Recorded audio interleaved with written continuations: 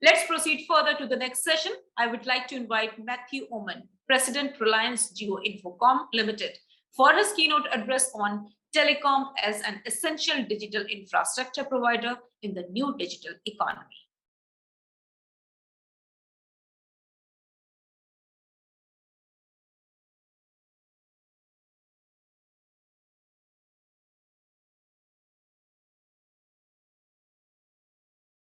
Hello and good day to all of you. IMC is a premium event for us in India. In fact, like all of you, I'm actually looking forward to meeting everyone and engaging with all of you. And as we continue to experience the pandemic in this nation, we as a nation and the world are slowly making strides in managing and containing its impact. Now, each one of us have experienced the dramatic effect of COVID-19 at an individual level, a business level, and even, as we have seen, at the national level. Nearly every aspect of our lives has been impacted in one way or the other. One important layer that has enabled the transformation is the connectivity and communications layer. This is where the shift to digital has happened at a pace that has been unprecedented.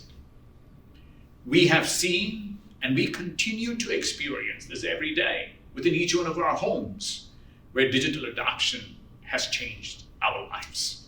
Whether it's working from home, whether it's businesses driven from home, whether it's education from home, commerce and shopping from home, or even citizen services, or even governments running their business, we as an industry has become as essential as it can get.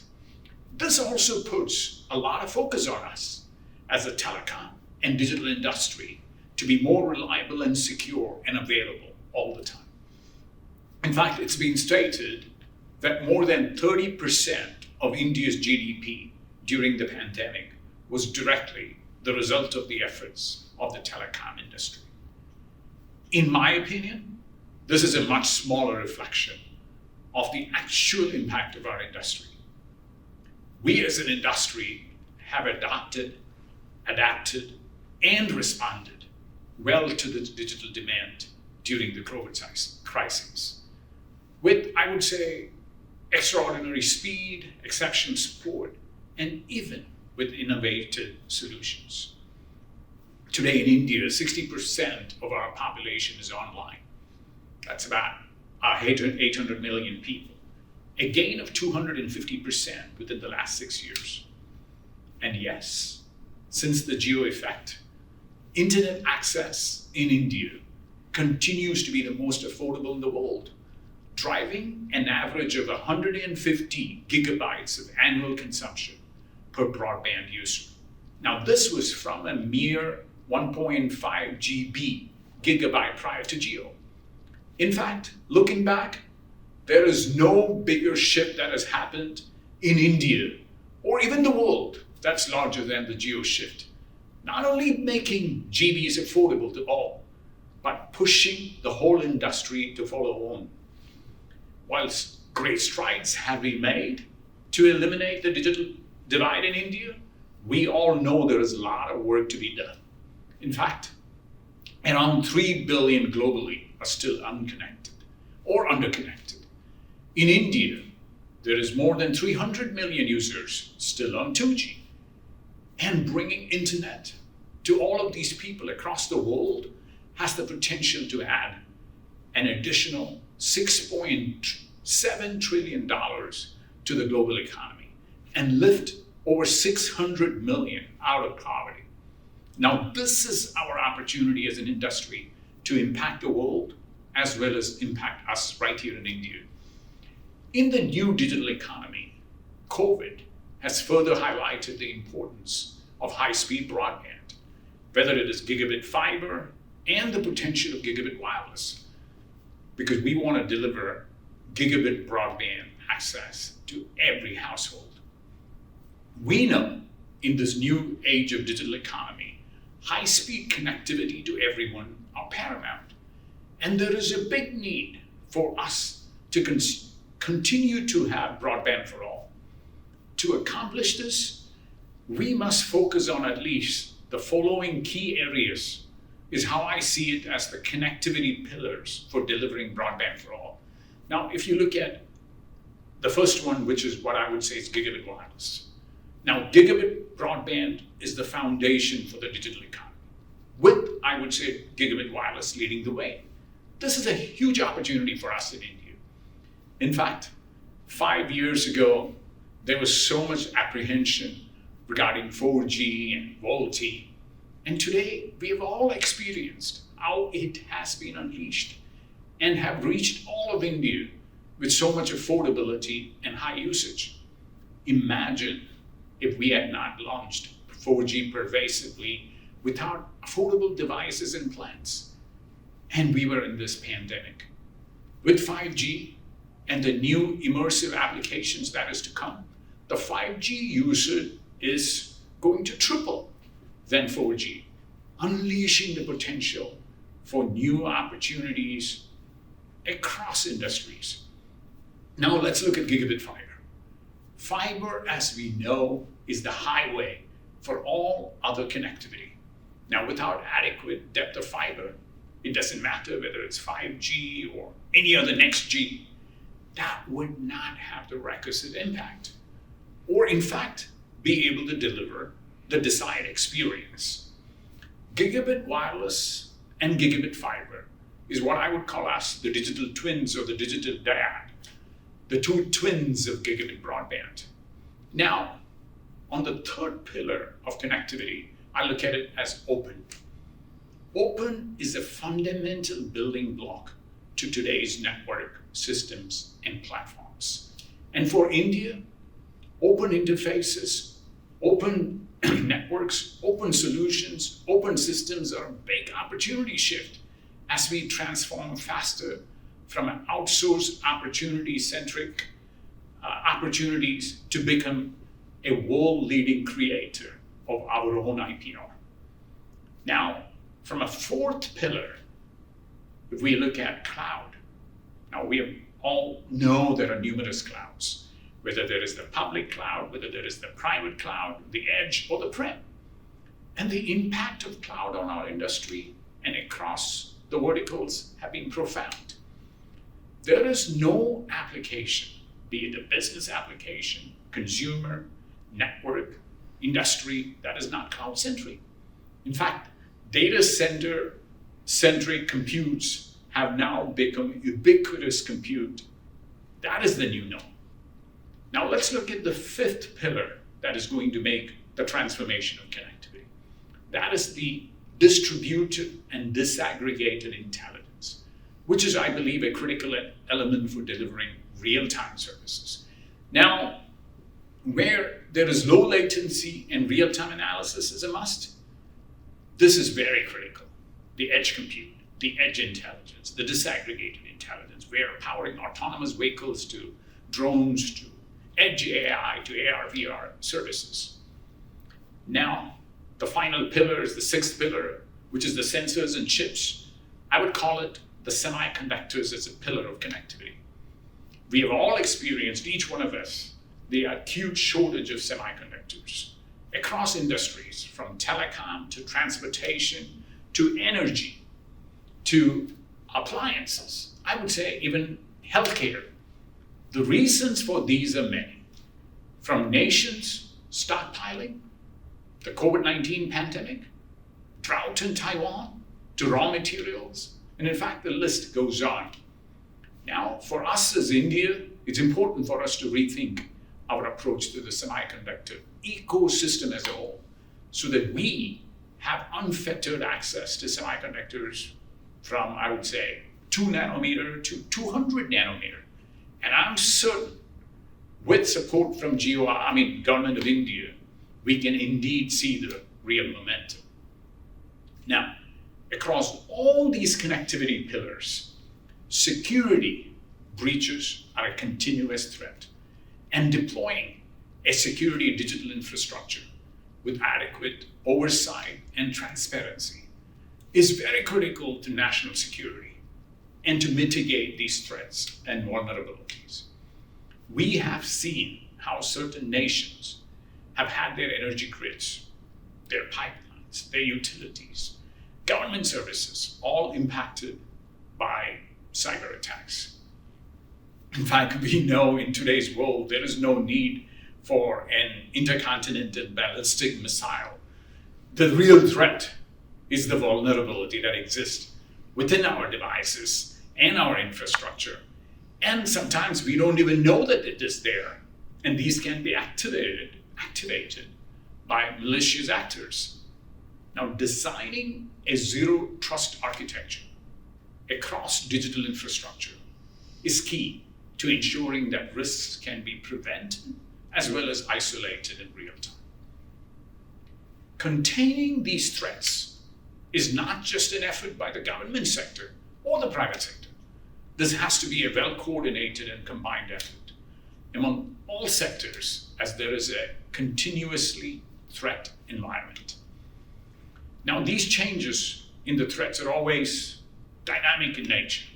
In fact, cyberspace and cybersecurity is not just about terrestrial networks. It's not about wireline or wireless. In fact, I see the greatest threat among satellite and satcom providers, where they are like an always-on eye in the sky over India. Now, as an industry, the telecom industry is ready for the much-needed transformational reforms that all of us are eagerly looking for across, be it regulatory policies, spectrum auction and allocation framework, financial incentives, ease of doing business. In fact, I like the single window program, clearance program that we have created for certain businesses. For telecom, we require one single unified license authorizations for any provider offering same services. In fact, it should be same services, same rules, same license obligations, and same fees. There is no need for multiple individual and discrete authorizations for providing the same services. TSPs have invested a lot of capital, whether it is spectrum, digital and network infrastructures, right-of-ways, and for any emerging operator or technology provider to not adhere to similar policies and licenses for delivering same connectivity and communication services, that's not just a security risk, but there is also a huge revenue loss to the exchequer. In fact, any nation, especially India, has thrived primarily because our willingness to embrace new technology and invest in new growth areas. We in India have continuously embraced innovation, but this does not mean that for the specific technology, one should expect zero regulation or maybe even free spectrum. Especially for a nation like ours, we are a spectrum constrained and starved nation, if you look at it from a per capita perspective. Telecom as an industry continues to be, for us in India, most burdened.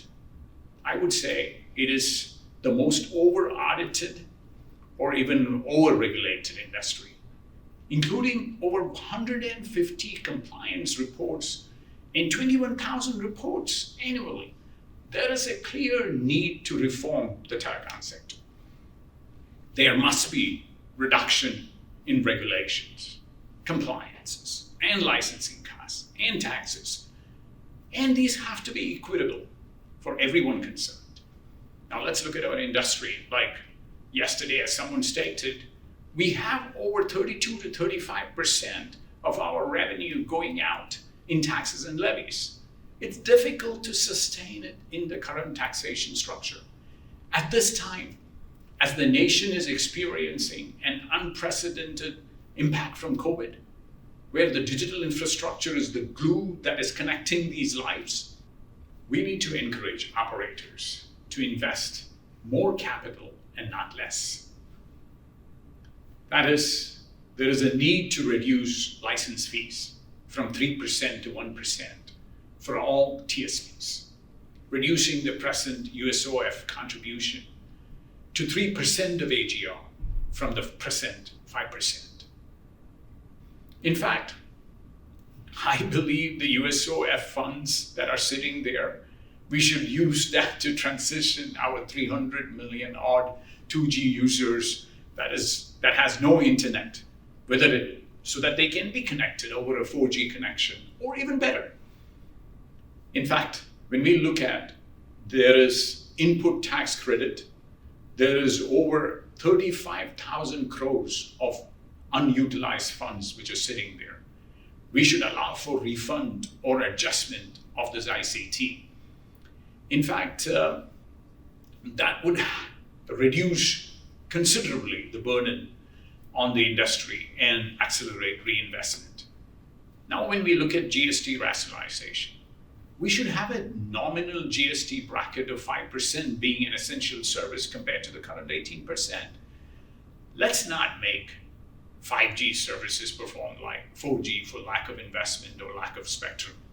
Let us unlock the full potential of 5G and all the next Gs to come. Personally, I'm a big believer in satellite technology and satcom.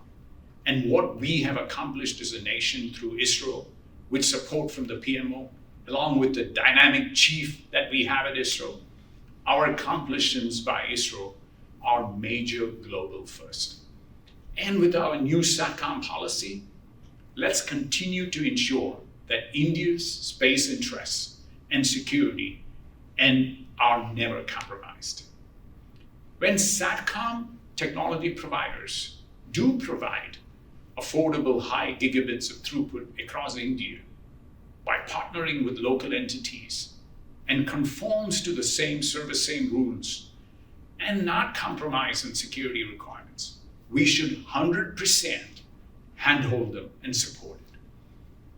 Now, in summary, in order for India to take our economy forward, we must take the right leadership in key areas of the digital infrastructure. Let it be universal gigabit broadband, whether it's gigabit wireless or gigabit fiber, whether there is ubiquitous compute, so that compute is everywhere and compute is pervasive. And there is need for persistent security. No compromise can be made when building the connected digital fabric of India, whether the threat is terrestrial or the threat is from the sky. Pervasive collaboration, like I stated earlier, this collaboration needs to happen at the government, within the industries, within the academia, private sectors, for all of us to work together in this new hyper-connected world, for hyper-collaboration, for continuous innovation and leadership, so that we can promote inclusivity and growth for all. Indigenous innovation. This is another very important component for our IPR creation. As we transition from an outsource model to an innovate, to a create, and a builder of our own tech platforms and hardware. Across all aspects of the new digital infrastructure, as an industry, we must support the need for a consistent, fair, and agile policy and regulatory framework. One that promotes, I would say, rapid innovation, flexibility, and for sure, collaboration. These elements are essential to ensuring that every Indian has the opportunity to participate in the continuing digital transformation. With complete or total participation, we as India can absolutely realize our full potential as a nation, making digital India a secure, inclusive, and I would say a vibrant global leader in the new digital economy. Thank you so much.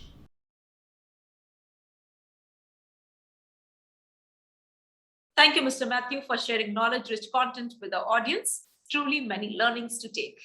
Now we'll move to the next session. Stay tuned.